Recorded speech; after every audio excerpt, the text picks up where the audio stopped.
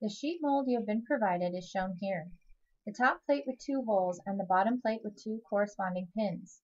There are 2 spacers included, shown here as the U-shaped darker part. One spacer is 1/16 of an inch, the other is 1/8 of an inch.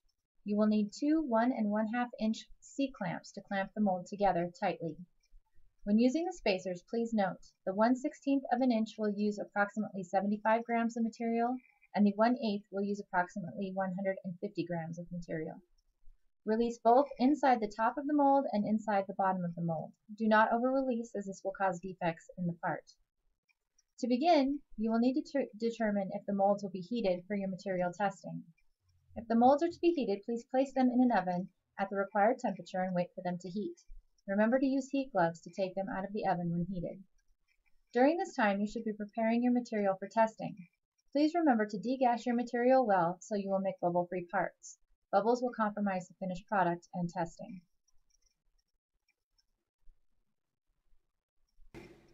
Lower viscosity material and longer gelling systems can be poured into the mold from the top opening. This is a skill that will be developed as you use the mold more frequently. Make sure the mold is clamped tightly and pour back and forth to create consistency and eliminate trapping bubbles. Once the mold is filled, it can be placed back in the oven if needed for curing or left to cure at room temperature depending on material specification.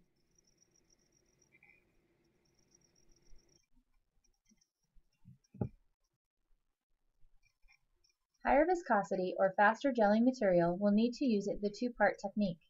Pour the material into the bottom of the mold, moving side to side to help eliminate bubbles. Do not pour to the top of the mold. Before the material gels, place the top plate corresponding holes into the pins. Do this from the bottom to push the air bubbles out of the mold and the material up toward the top of the mold. This is a skill that requires some practice but can easily be accomplished. Once the top plate is secure, lift up the entire mold and clamp the 1 1/2 C-clamps.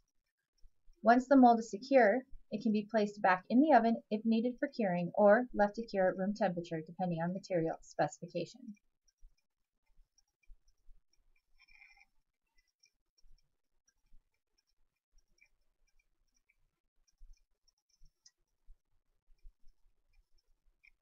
When cured, demold the part by taking off the clamps.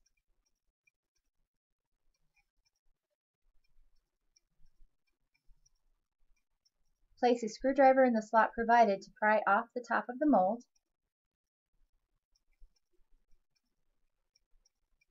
The part should come out easily and with great uniformity.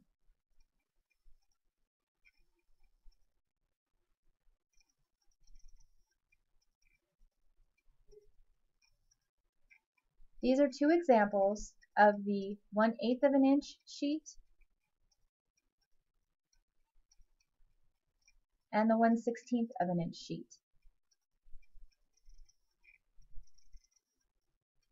Thank you, and please call Sue Aragon or Chris Carter if you have questions.